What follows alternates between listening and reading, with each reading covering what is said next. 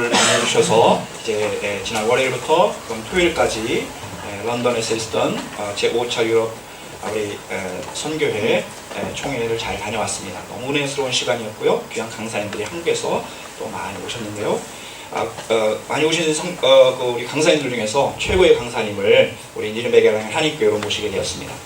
우리 강사님은 또 저에 대한 비밀을 제일 너무 잘 아시는 분이어가지고 피할까 했지만 그래도 주님께서 우리 교회를 사랑하여 주셔서 이렇게 보내주셨습니다. 우리 김현 목사님 제가 소개하는 거 싫어하실 테지만 또 이제 우리 서울대학교에서 우리 성악을 전공하신 그런 우리 목사님이시고요. 또 이제 정말 아무도 없는 그 작은 시골 옥수교회를 가셔서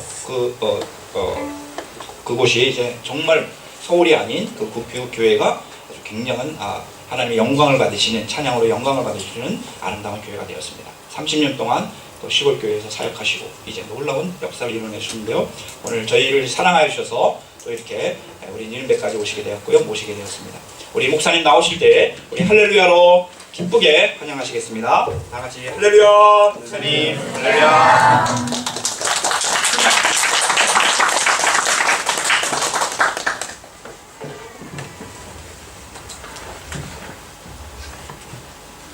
너무 이런하게 소개를 해주셔가지고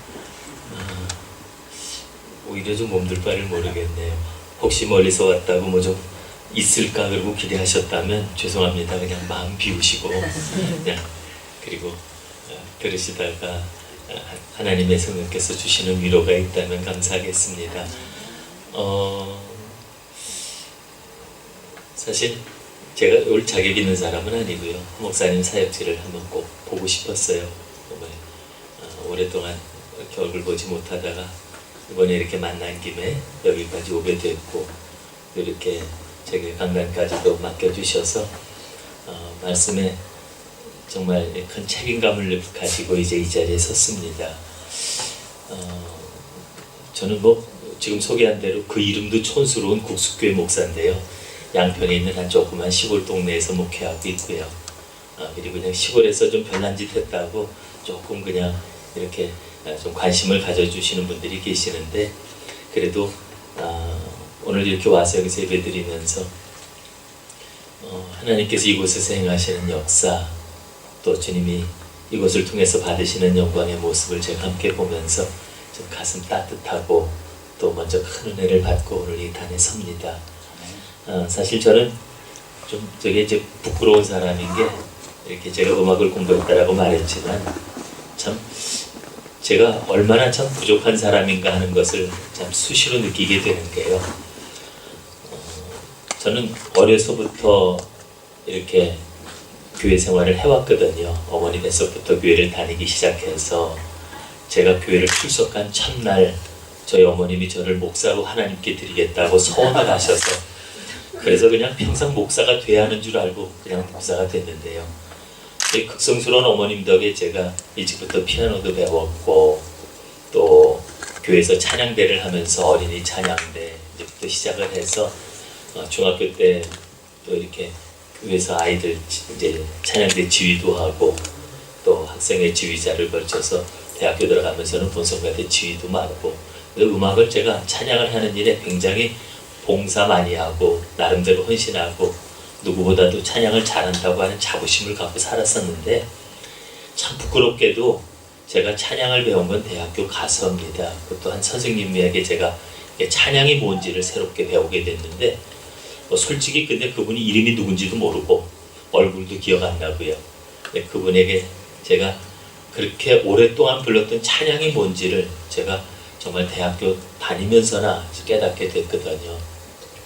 한 번은 저희가 봉사하던 그 교회 전도사님이 저를 보고 김 선생 나하고 같이 어디 좀 가지 그래서 바쁜데 또 어딜 가요? 그랬더니 어디 예배 드리는 데를 좀 같이 가재요. 그래서 예배는 여기서도 드렸는데 뭘 또 어디까지 가서 드리냐. 근데 이제 그분 말씀이 거기는 가면 찬양으로만 예배를 드린대요. 그 소리 들으니까 또 이게 갑자기 참새방앗간 그냥 못 지나간다고 그런 데가 있냐고. 그래서 따라 나섰죠. 근데 지금 생각하니까 이게 예수전도단 첫 이제 모이는 한국에서 이제 그런 집회가 막 시작돼서 그런 이제 때였는데 가니까 좋긴 좋더라고요. 교회 들어가는데 입구에서 악보 나눠줘요. 그리고 또 그 악보를 해봐야 지금 생각하면 진짜 아주 너무 동요 같은 수준의 이제 복음성가들이었는데, 그래도 악보를 나눠주고 이제 가서 찬양으로 이제 예배를 드리게 되는데 좋더라고요. 갔더니 이제까지 교회에서 경험하지 못했던 새로운 분위기에서 모인 사람들이 같이 찬양을 하는데, 그 찬양하는 속에서 나도 또 찬양을 나름대로 좋아한다는 사람으로서 얼마나 또 기쁜 마음 갖고 예배를 드렸는지요. 근데 또 그래도 근데 이제 제가 이제 음대를 다니고 있었으니까요. 가서 이제 찬양을 하니까 주변에 있던 사람들이 또 뭐가 왔나 또 그러고 또 이제 둘러보더라고요. 그래서 또 뿌듯한 마음 가지고 찬양을 열심히 불렀죠. 한참 찬양을 하고 있는데 어떤 분이 특송을 하시겠다고 손을 들고 나오더라고요. 그래서 제가 와, 이렇게 찬양 좋아하는 사람들이 모인 곳에서 특송을 하는 사람이라면 대단한 사람인가 보다 그러고 잔뜩 기대를 가지고 제가 찬양을 기다렸는데요. 이분이 나와서 입을 쩍 여는 순간에 제가 무지하게 실망하지 않았습니까? 아니, 실망이 아니라 분노했어요. 왜냐하면 나도 가만히 있는데 지가 왜 나가? 그냥 들어보니까 아니거든요. 세상에 저 실력 갖고서 어떻게 여기서 특송하겠다고 나왔을까? 그러고 싶을 정도로 벌써 소리를 딱 들으니까 찬양이 영 아니더라고요. 그게 심기가 몹시 불편한데 더 저를 불편하게 했던 게 뭐냐면, 그나마 그 못하는 찬양도 끝까지나 해줬으면 괜찮은데 부르다 말고 또 중간에 제대로 찬송도 못 부르고 그냥 울고 서 있다 들어가더라고요. 근데 그때 불렀던 찬송이 나 주의 도움 받고자 주 예수님께 빕니다. 날 위해 돌아가신 주 날 받옵소서. 근데 2절을 부르다가 내 모습 이대로 날 받옵소서, 그 찬송을 부르다가 목이 매가지고 그렇게 찬송을 못하고 울고 서 있더라고요.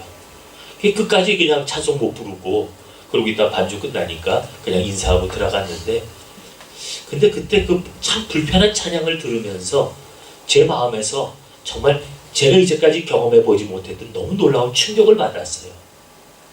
거기 모였던 사람들이 그렇게 부르고 들어가는 찬송인데도 아멘하고 응답하는 그 화답하는 소리가 내가 이제까지 다니면서 그렇게 많이 특송을 했고 수없이 예배에서 내가 찬양한다고 하면서 불렀던 그 어떤 찬양에도 들어보지 못했던 화답이었습니다.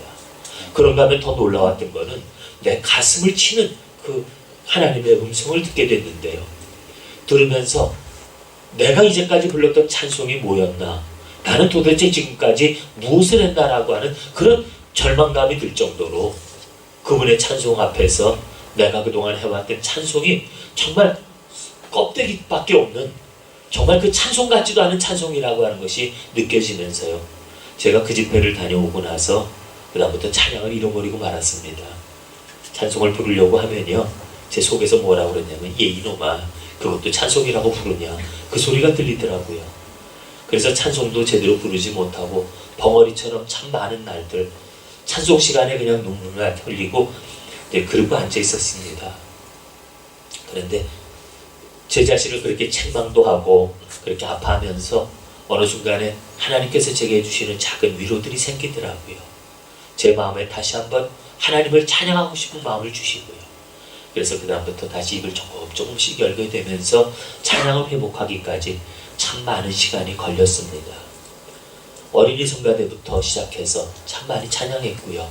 특송도 하고 다닌다고 많이 찬양도 불렀고요. 찬양대 지휘한다고 그러면서 대원들을 야단도 쳐가면서 그렇게 찬양을 인도했었지만 정작 내 찬양이 하나님 받으실 찬양이 아니었다라고 하는 것을 제가 비로소 그때 깨닫게 됐고, 하나님 받으실 찬양이 무엇인가 하는 것에 대해서 수없이 다시 한번 생각을 하면서 하나님 앞에 정말 믿음으로 산다라고 하는 것에 대해서 발걸음을 떼는 어린아이처럼 그렇게 제가 믿음 생활을 다시 배울 수가 있었습니다. 오늘 우리가 보았던 이 말씀은 예수님께서 어떤 바리새인 집 시몬이라고 하는 사람의 그 집에 들어가서 그 초대를 받고 식사를 하실 때 있었던 이야기입니다.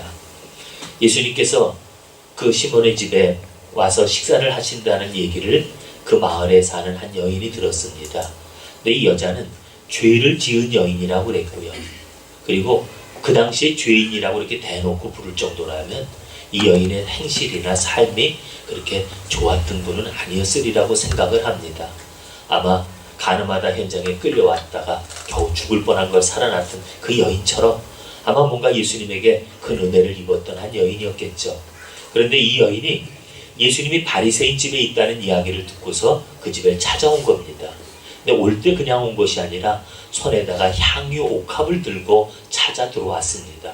그리고 사람들이 모여서 식사를 하고 있는데 그냥 예수님의 뒤로 가서 그래서 예수님의 그 발에다가 눈물로 그 발을 적시면서 자기 머리카락을 풀어서 예수님의 발을 닦아드렸습니다.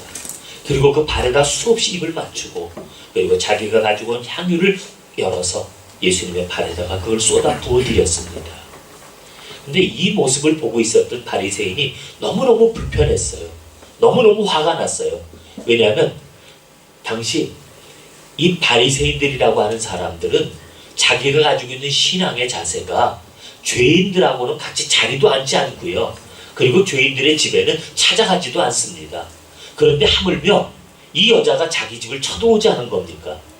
그리고 자기가 초대해서 예수님하고 모처럼 식사를 하면서 자기는 그래도 대접한다고 으쓱해하고 있는데 그 자리에 들어와서 지금 분위기를 다 망치고 있는 거거든요. 뭔 초상집도 아닌데 와가지고서 뒤에서 눈물 뚝뚝 흘려가면서 자기 머리카락으로 예수님 발을 닦고 있는 이 청승맞은 모습, 그 발에다 입을 맞추고 그 비싼 향유를 다 쏟아부어드리는 그 모든 것들이 얼마나 못마땅했겠습니까?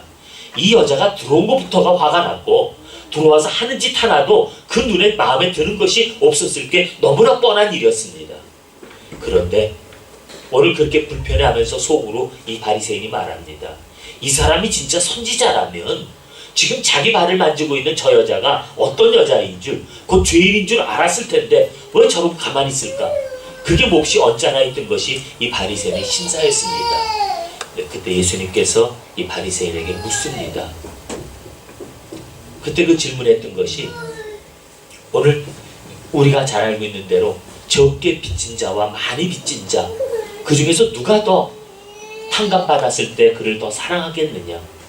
대답이야 쉬운 대답이지만 예수님이 그때 그에게 하셨던 말씀이 뭐냐면 너는 내가 내 집에 들어올 때 내게 발 씻을 물도 주지 않았다. 그런데 이 여인은 눈물로 내 발을 닦았고 자기 머리카락을 풀어서 내 발을 닦아주었다. 너는 내게 입 맞추지도 않았지만 이 여인은 내 발에다가 쉼없이 입을 맞추었고 너는 내 머리에 감람유도 한 방울 떨어뜨리지 않았지만 이 여자는 그 향유를 내게 쏟아 부었느니라. 그러고 말씀합니다. 너는 이 여자가 한낱 죄인으로 보일지 모르지만 오늘 이 여자가 내게 와서 한 그 모든 일 속에 담겨있는 그 사랑 때문에 이 여자는 구원받았다고 말하면서 이 여자의 죄를 용서하시고 그 여자에게 평안이 가라고 내 죄가 사함받았다고 하는 축복의 선언을 하십니다. 이 바리새인은요 예수님을 초대한 사람입니다. 맛있는 음식을 대접했겠죠. 그리고 아마 그 지역에 꽤 그래도 유력한 인사들을 초대해서 같이 그 자리를 만들어서 대접하면서 그래도 자기가 예수님에게 이런 대접을 했다고 아마 으쓱했을 겁니다. 그런데 이 바리새인이 아무리 좋은 음식으로 대접하고 아무리 훌륭한 그 지역에 있는 인사들을 다 불러서 그 자리에 앉혀놓았다 할지라도 그 모든 대접보다 예수님이 받으셨던 진정한 대접은 오늘 이 죄 많은 여인이 예수님의 발에다 흘렸던 눈물, 예수님의 발을 닦아드리려고 자기 머리를 풀었던 이 여인의 사랑을 주님은 더 기뻐하셨던 겁니다. 그 발에 입을 맞추는 사랑, 그리고 예수님의 발에다가 자기의 모든 것을 아낌없이 쏟아 부었을 이 여인의 행동을 보면서 예수님은 그 여인의 사랑을 받아주셨을 뿐만 아니라 오늘 그 여인에게 죄 사함의 선포를 하고 계시는 걸 봅니다. 여러분 예배가 무엇이라고 생각을 하세요? 한 시간 나와서 그냥 시간 때우고 주님 나 오늘도 왔습니다 그러고 하나님 앞에 눈도장 찍는 게 아닙니다. 나 50년 동안 교회를 다니면서 나는 주일도 지켰고 나는 이렇게 믿음 생활 잘합니다. 그리고 자기 의를 쌓아가는 게 아닙니다. 어떤 사람이라도 아무리 부족하고 못난 사람이라 할지라도 그 마음에 하나님을 향한 사랑, 그리고 그 사랑으로 주님 앞에 나와서 주님 앞에 무릎 꿇는 그것을 주님은 예배로 받아주시는 것이고요. 아무리 그럴듯하게 꾸며지고 아무리 거창한 모습으로 우리가 하나님 앞에 예배한다 할지라도 그 그 속에 사랑이 없다면 그것은 주님 앞에 아무런 의미가 없는 이 바리새인의 헛된 접대와 같이 되어버리고 말 것입니다. 사람에게도 왜 그런 게 있잖아요. 사람이 이렇게 서로 살았을 때에는 얼굴 보면서 사랑도 하고 또 싸우기도 하고 뭐 지지고 볶고 이러고 지내지만요, 어떤 사람도요 그 속에서 혼이 떠나면 우리가 사람이라고 안 부르고 시체라고 불러요. 그리고 빨리 묶어가지고 땅에다 파묻어 버립니다. 혼이 빠지면요 그렇게 사랑하는 사람도 그냥 빨리 보내줘야 돼요. 끌어안고 있을 수가 없어요. 그런데 여러분, 우리들 속에 사랑이 없다면 그거는 죽은 믿음이라고 주님 말씀하셨고요. 내가 살았다나 죽은 자라고 그렇게 말씀하시는 것은 하나님은 사랑이시고 예수님도 사랑 때문에 우리를 위하여 십자가를 지셨고 주님을 따르는 우리도 사랑이기를 원하십니다. 사랑으로 하는 것은 비록 우리가 죄 많은 여인 같아도, 우리가 하는 일이 비록 제대로 뭐 형식이나 격식을 갖춘 것, 예의 바른 것이 아니라 할지라도 주님의 그것에 대해서 기쁨으로 연락하시지만, 아무리 그럴듯한 모양을 꾸몄다 할지라도 사랑이 없는 그런 모든 제사는 하나님이 받으시기에 합당하지 않은 것이 되어버리고 만다는 겁니다. 저는 우리가 하는 섬기는 모든 섬김이 주님을 향한 사랑의 섬김이 되어질 수 있기를 원합니다. 이 여자가 이 예수님이 바리새인 집에 있다는 걸 알고서 찾아 들어오는 그 용기처럼 예수님 앞에 나올 수 있기를 바랍니다. 사실 그게 얼마나 어려운 일이었는지 여러분 한번 생각해 보셨어요? 이 죄 많은 여자가 바리새인이라고 하는 사람의 집을 찾아 들어간다. 그게 어떤 일이었는지 한번 생각을 해보세요. 들어갈 수 있는 자리가 아닙니다. 남자들이 모인 곳에 여자가 그때 잘 들어오지도 못했어요. 음식이나 들고 들어가면 모를까. 근데 그 집에를 이 죄 많은 여자가 찾아 들어간다는 거는 혹시 들어갔다가 온갖 수모를 당하고 욕을 먹어도, 아니면 그곳에서 몰매를 맞아도 좋다고 하는 용기가 아니면 들어갈 수 없는 자리였습니다. 근데 들어가서도 예수님의 발을 붙들고 눈물을 흘릴 수 있었던 것은 이 여인의 사랑 때문이었습니다. 여러분, 눈물이 그냥 나든가요? 여러분, 저도 찬송을 잃어버렸을 때 찬송을 하려고 해도요, 겉도는 찬송이 제 마음을 얼마나 힘들게 만들었는지요. 그런데 찬송을 부르면서 눈물을 흘릴 수 있다고 하는 것은요, 하나님의 은혜가 아니면 안 됩니다. 눈물 흘릴 수 있는 그 마음은요, 하나님께서 주시지 않으면 그렇게 눈물이 나올 수가 없는 겁니다. 그 눈물을 흘리면서 예수님의 발을 적실 수 있었고, 여인의 정조와 같은 그 머리카락을 풀어서 예수님의 발을 닦아드렸고요. 그 발에다가, 냄새나는 발에다 입을 수없이 맞춰댔던 것은 얼마나 이 여자가 예수님께 고마웠고 예수님을 향한 사랑이 얼마나 뜨거웠다면 그게 가능했을까. 거기다가 이 향유를 쏟아붓지 않았습니까? 말이 그렇지요. 그 향유가 얼마짜리였을지는 잘 모르겠어요. 그런데 우리 베다니 마리아가 예수님의 머리에 기름을 부었을 때에도 가룟 유다가 저걸 300데나리온에 팔아서 가난한 사람을 줄 것이지 저걸 낭비한다고 속으로 투덜투덜 거리지 않았습니까? 뭐 그 정도 값은 아니었을지라도 꽤 비싼 향이었겠죠. 그러면 여러분, 한 데나리온이 노동자의 하루 일당이거든요. 300데나리온은 장난이 아닌데 그런 비싼 향유를 예수님의 발에다가 그것도 쏟아 부어드렸다. 이 여인에게 있어서 어쩌면 그 향유는 자기의 전 재산이었을지도 모르고 자기가 정말 이악 물고 벌었을 자기의 미래에 대한 꿈이었을지도 모릅니다. 그걸 예수님의 발에다 다 부어드렸던 것은 그것조차도 아깝지 않을 만큼 주님을 사랑했기 때문이고요. 예수님이 받으셨던 것은 그의 눈물이 좋아서가 아니라, 그리고 그 향유를 붓는 것이 예수님이 아깝지 않아서가 아니라, 오늘 이 여인의 사랑이 얼마나 간절했는지 주님이 그것을 아셨기 때문입니다. 그걸 받아주셨기 때문에 이 여자는 죄 사함의 선포를, 그 은혜를 입을 수 있었고 평안한 마음으로 주님 그것을 떠나갈 수 있었는 줄 압니다. 저는 우리 모두가 하나님 앞에서 믿음을 살아갈 때 정말 주님을 향한 그 사랑을 배우고 그 사랑의 마음으로 섬기는 성도들이 되어질 수 있기를 바랍니다. 저는 교회에서 목회를 하면서 제 자신도 그랬지만요, 우리가 얼마나 정말 영혼 없는 예배, 얼마나 껍데기 같은 믿음으로 하나님을 섬기나. 봉사하면서 교회에서 왜 그렇게 말들이 많고요, 왜 그렇게 예수 믿는다고 하는 사람들이 싸움을 잘하는지요. 우리가 예수님 앞에 예배한다고 그러면서 예배만 드리고 나면 그 다음에는 우리들의 모습은 정말 하나님의 사람이라고 보기에는 부끄러운 모습으로 살아가는 걸 참 많이 봤습니다. 교회 오래 다닌 것도 훈장이 아니고요. 무슨 직분도 훈장이 아닙니다. 내가 어떤 일을 했다 그것도 우리의 자랑이 아닙니다. 내 속에 주님의 사랑이 흘러 넘치지 못한다면 내가 주님의 이름을 부를 때마다 내 마음에 그 사랑에 대해서 감격하는 마음을 잃어버렸다면요.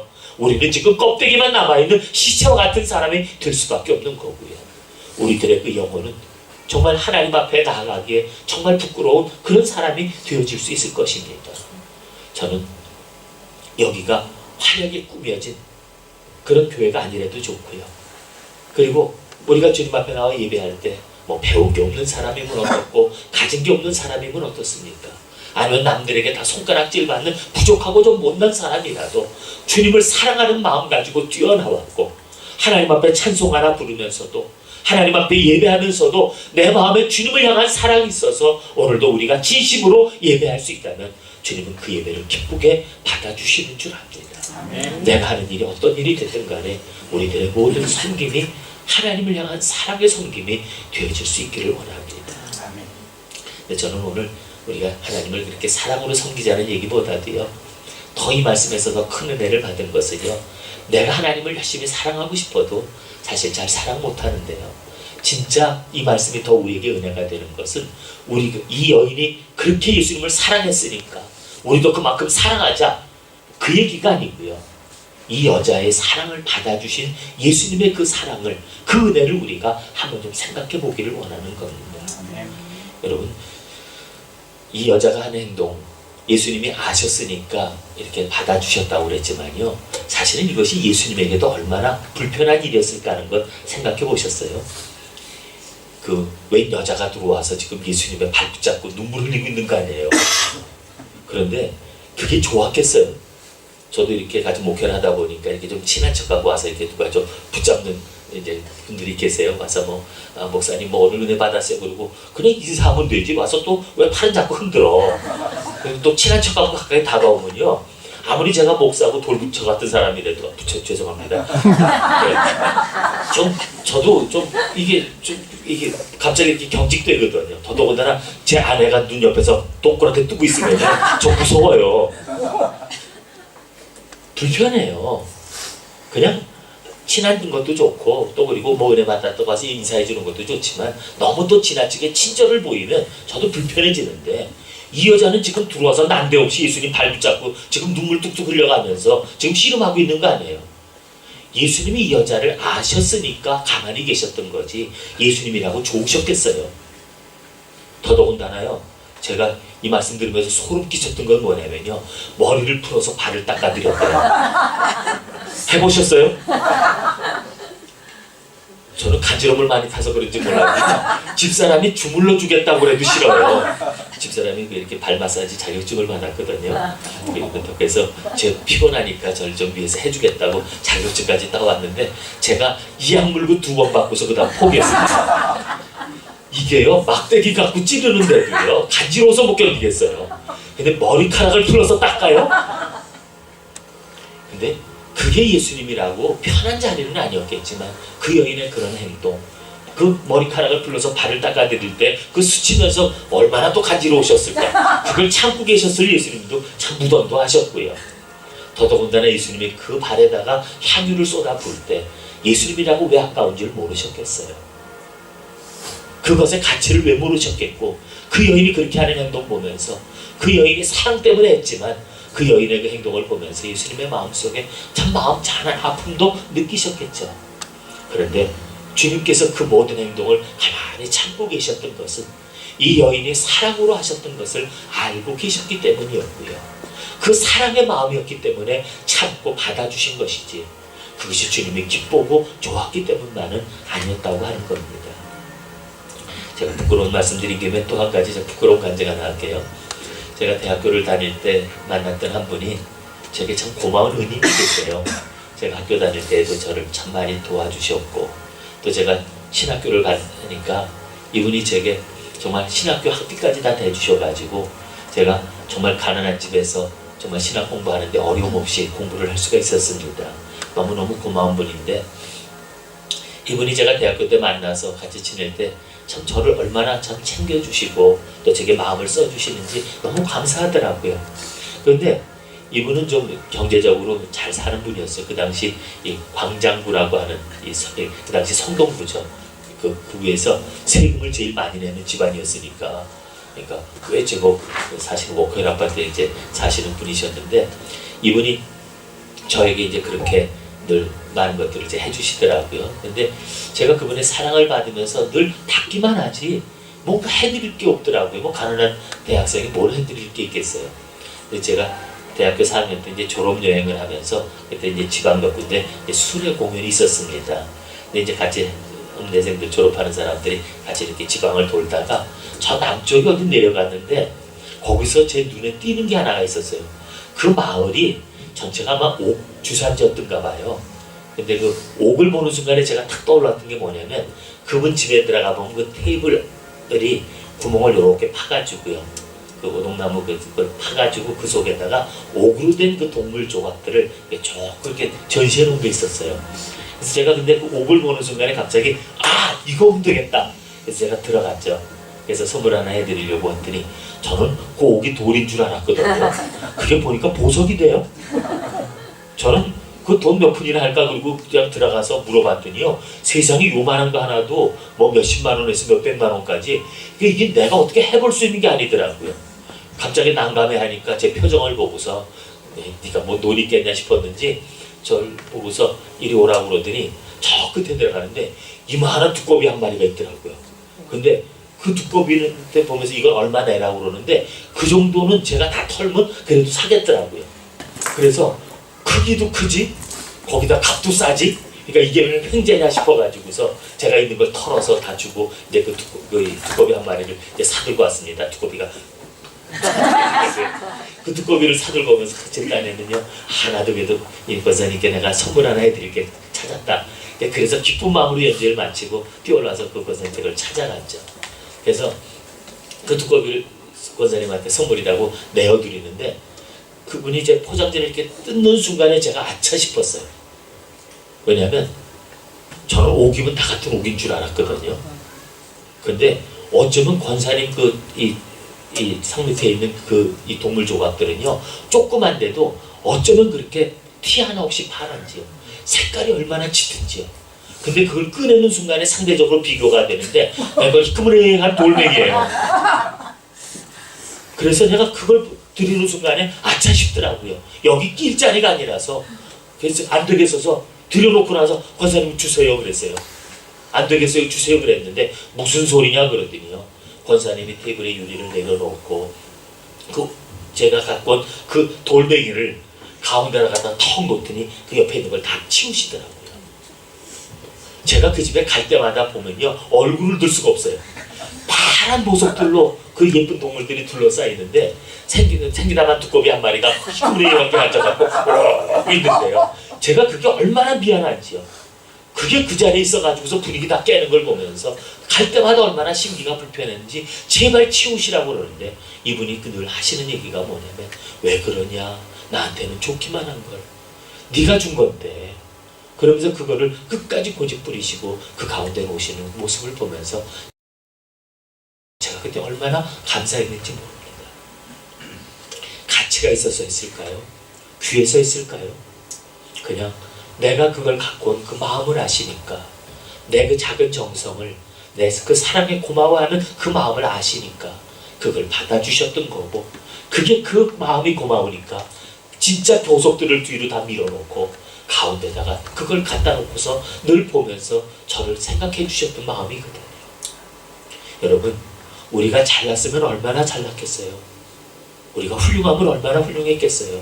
우리가 뭐 주님을 위해서 일한다 그래도요, 저 그럴 때마다 얼마나 부끄러운지 모릅니다. 하나님은 말씀 한마디로 세상을 창조하신 분 아닙니까? 지금도 하시려고 그러면요, 하늘의 천군 천사들을 동원해서 세상도 뒤집어 엎으실 수 있는 분입니다. 그런데 우리가 주님을 위해서 일한다고 그래봐요, 일은요 망치질 않으면 다행이죠. 일한다고 해놓고 하나님 욕이나 먹이지 않으면 다행이죠. 그런 우리들인데 하나님이 우리들에게 야 이거 네가 한번 해보겠니? 그리고 맡겨주시는 게 우리가 잘나서 그랬겠냐 하는 거죠. 우리가 능력이 있어서 주님께서 우리에게 맡겨주셨겠느냐 하는 겁니다.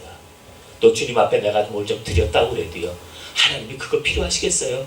세상이 다 하나님의 것인데 혹시 교회는 좀 우리들의 도움이 필요할지 몰라도요, 하나님은 자신의 역사를 이루는데 우리의 힘이라고 하는 것, 우리의 가진 것, 우리의 재주, 우리가 아무리 난리를 쳐도 사실 하나님 앞에 의미 있는 것들은 분명히 아닙니다.